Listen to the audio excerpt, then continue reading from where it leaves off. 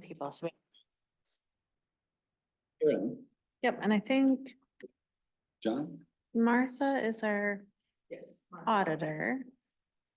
Let me get that too. He- Hi, can you hear me? Yep, we can hear you, Martha.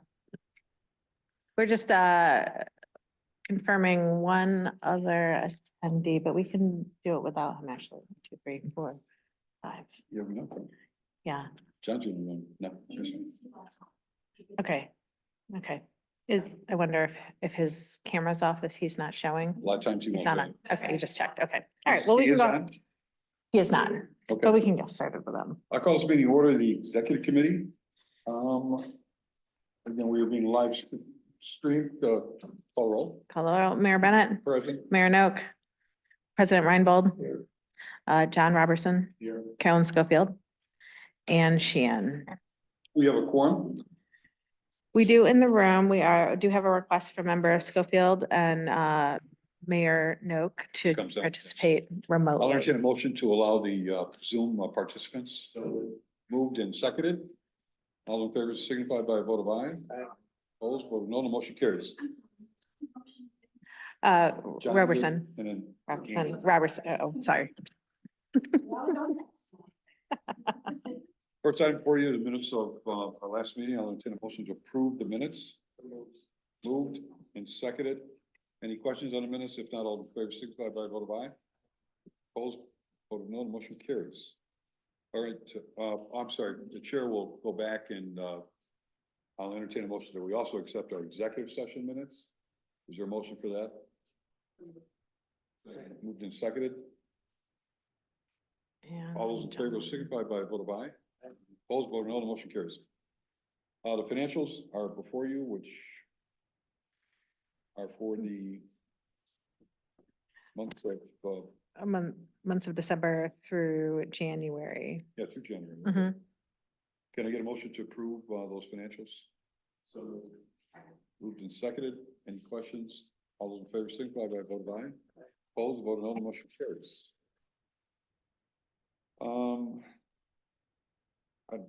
Grants, contracts, this is just informational for you information. all. For a minute here. The financial audit, right? Yep, and now we're moving on to the audit here. So Martha, I will turn it over to you.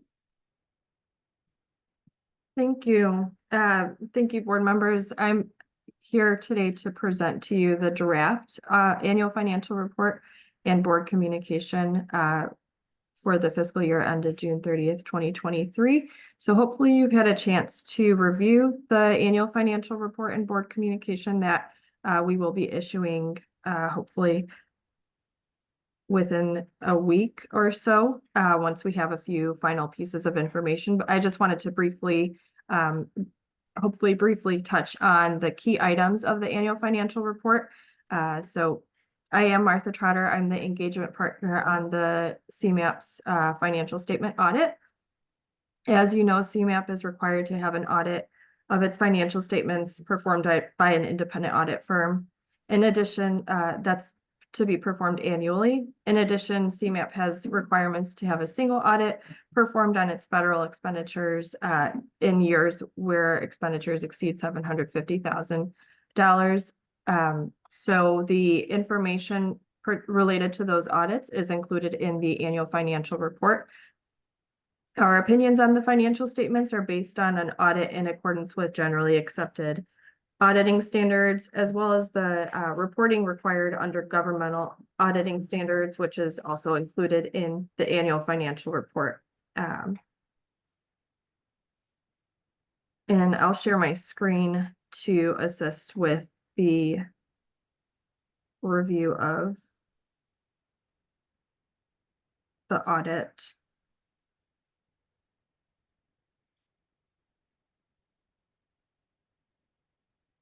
Please let me know if you can see we can that. see. In the annual financial report, I'll start with the independent auditors report, which is found on pages 1 through 4. This is where you'll find our opinions on the audited financial statements, and I am pleased to be able to note that we will be issuing a clean unmodified opinion on the agency's financial statements for the years ended June 30th, 2023 and 2022. As you know, the agency presents comparative financial information. The clean unmodified opinion is the highest level of assurance that we can provide with respect to the accuracy and fairness of the presentation of the agency's financial position and its conformance with generally accepted accounting principles.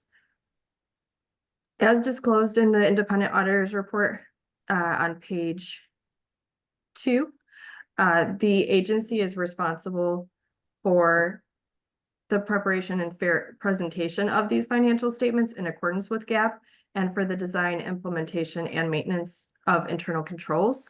Also on page 2, you'll find a bullet pointed list of of the independent auditor's responsibilities over the audit of the financial statements. On page 4 of the independent auditor's report, there's a paragraph regarding other reporting required by government auditing standards. As I noted, due to the agency's level of federal expenditures, the agency is required to have additional procedures performed in accordance with government auditing standards. This information, the report related to these additional procedures is included in the annual financial report, and I'll be touching on that as well once I review the annual financial report, financial statements. Following the independent auditor's report and not included in this draft report that you have will be the management discussion and analysis. So in the final issued financial statements, you'll be able to read through the management discussion and analysis.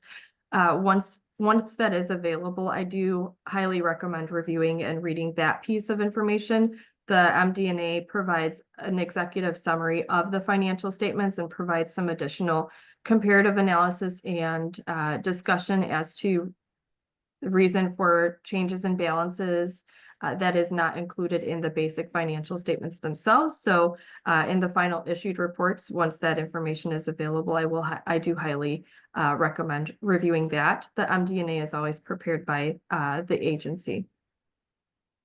That takes me to the basic financial statements, which begin on page 5 with the statement of net position.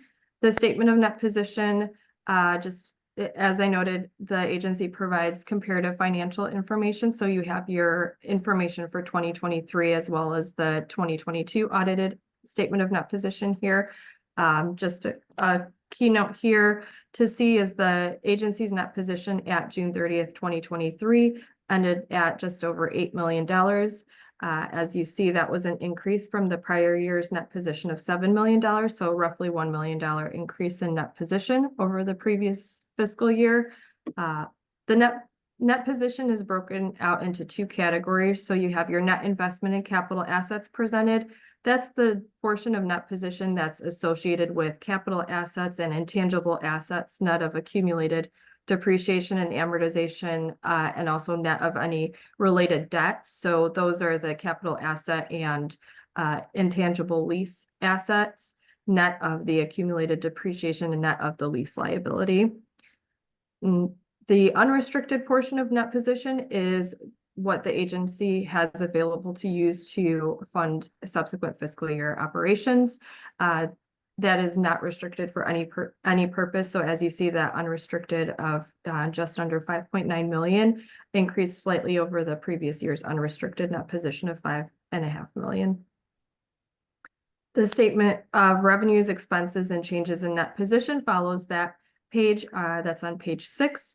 The agency's operating income for the fiscal year was just slightly higher, but consistent with the previous year's operating income at just under 1.3 million.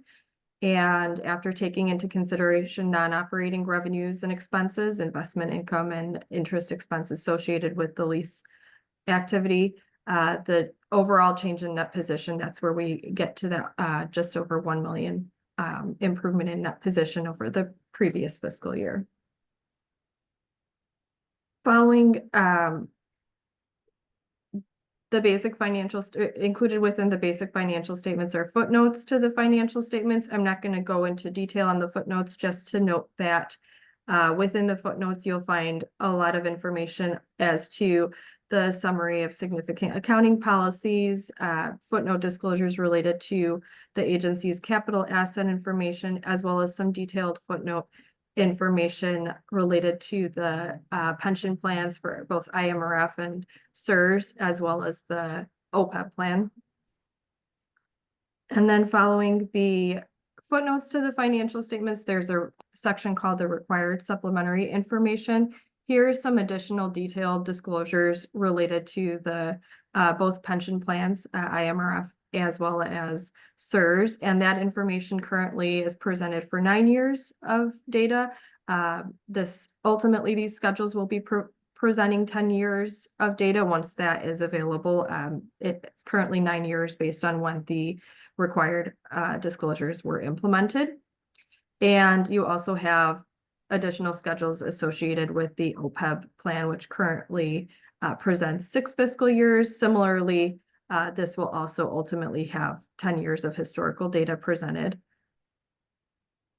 And then following the required supplementary information is some supplemental schedules of expenses, changes in net position, comparing budgeted balances to actual. So if you're looking to see how the agencies performed as compared to what was budgeted for, that information is included in the supplementary information, as well as a detailed listing of all grants, receipts, expenses, and balances. And then information disclosures on the agency's fringe benefits, indirect cost rates, and schedules of indirect costs. Once again, all of this information is presented on a comparative basis. The single audit information follows, beginning on page 49 is where you'll find the independent auditor's report on internal control over financial reporting and on compliance and other matters. This is where the reporting required with government auditing standards is included. So on page 49 begins our report on compliance. And there was one item to note, which I have highlighted here.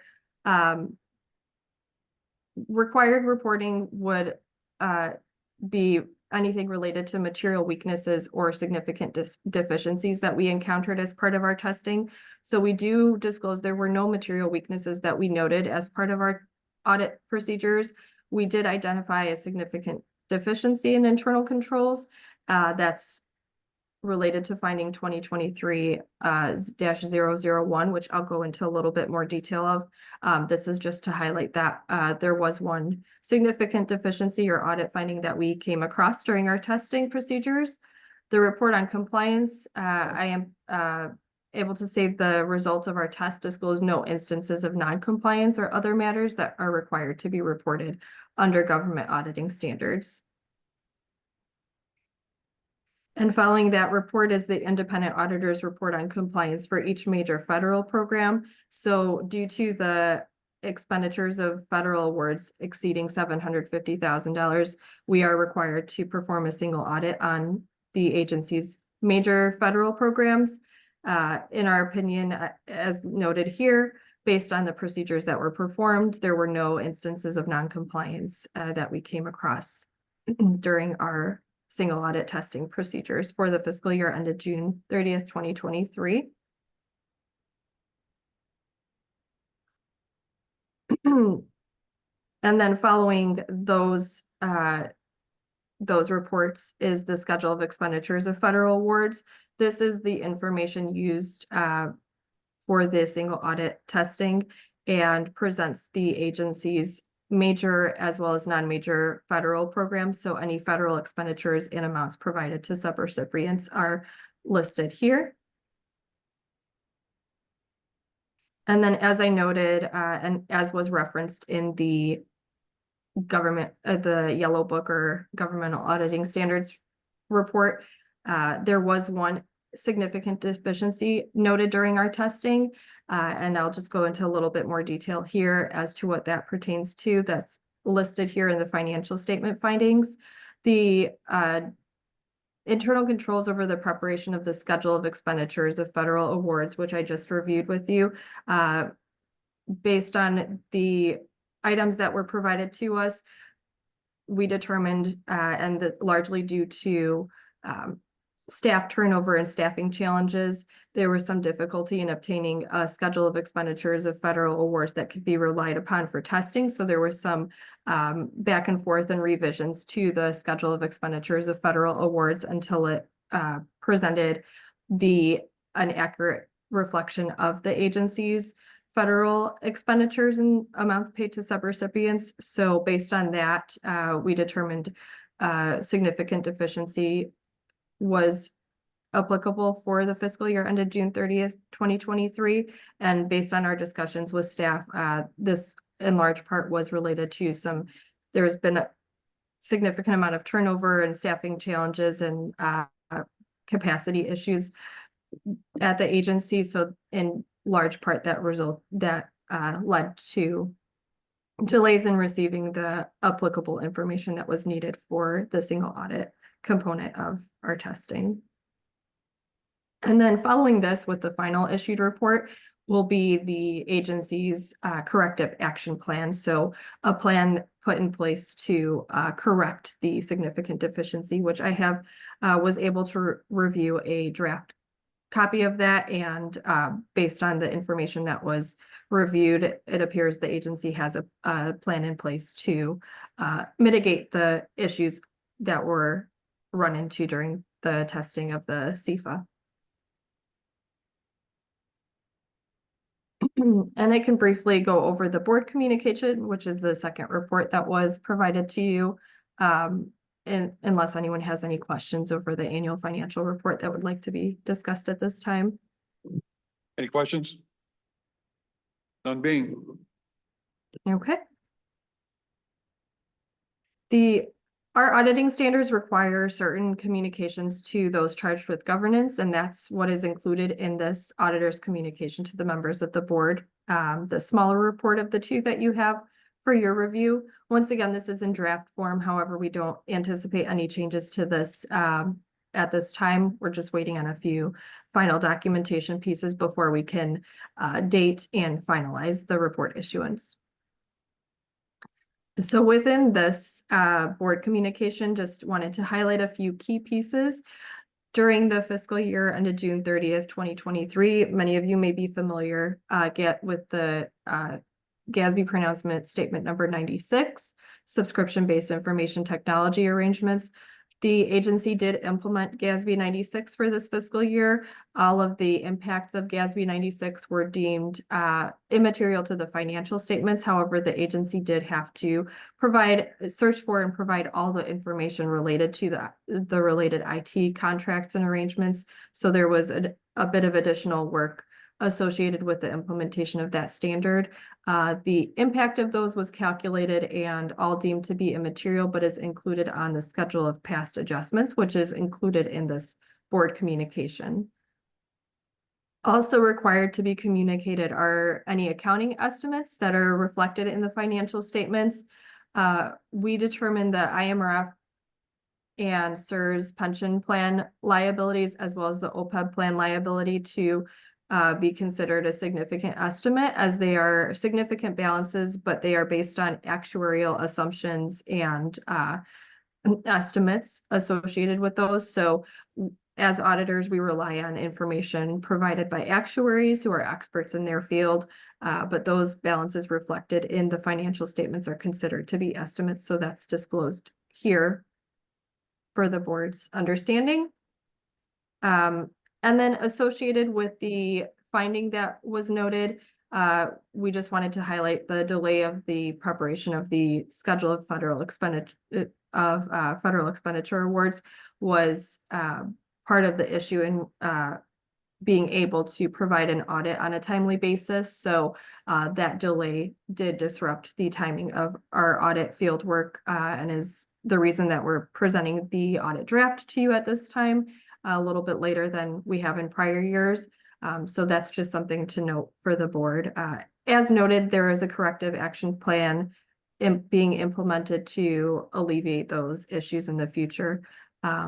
I've also noted some of the information associated with GASB 96 was delayed. As many of you may be familiar with the implementation of that standard, it's pretty time intensive to locate all the agreements and make sense of all the terms. So we, as auditors, we appreciate the amount of legwork that's required to gather all that information and to make sense of it. So we do understand with significant GASB implementations, there's often a lot of additional effort that's required on top of what's already needed for your data to run your day-to-day operations. So we do understand and appreciate the amount of effort that goes into preparing for an audit and preparing all the vast amount of information that's requested.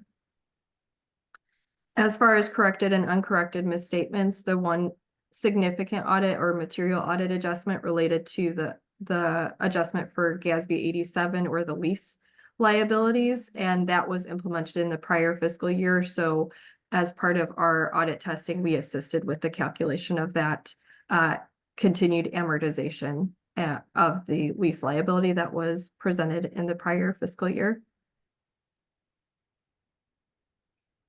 Aside from that, within the board communication is the listing of audit adjustments. So we had just 4 adjustments with just AJE 2, the GASB 87 adjustment being considered material.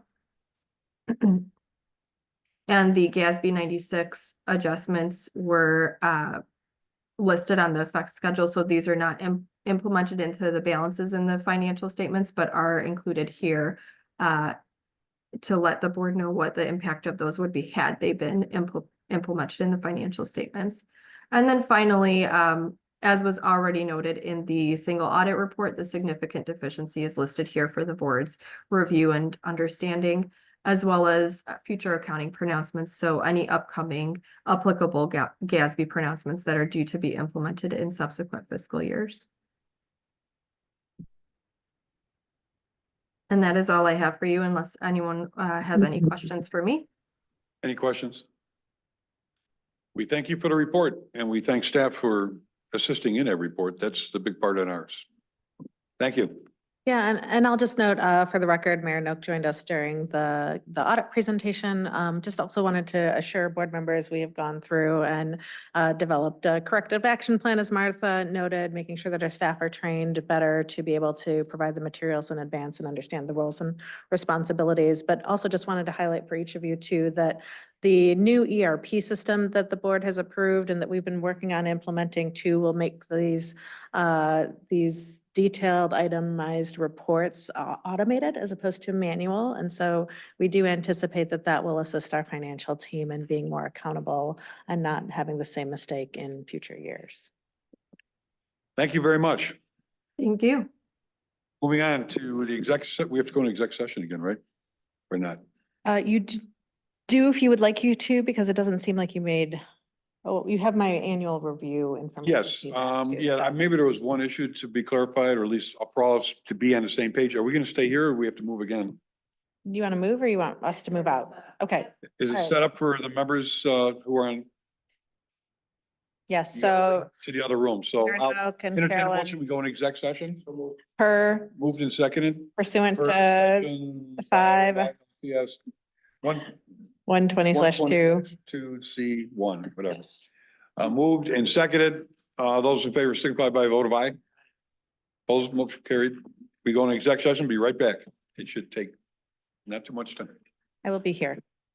Megan was out with, she's having foot surgery today, so Jen, communications.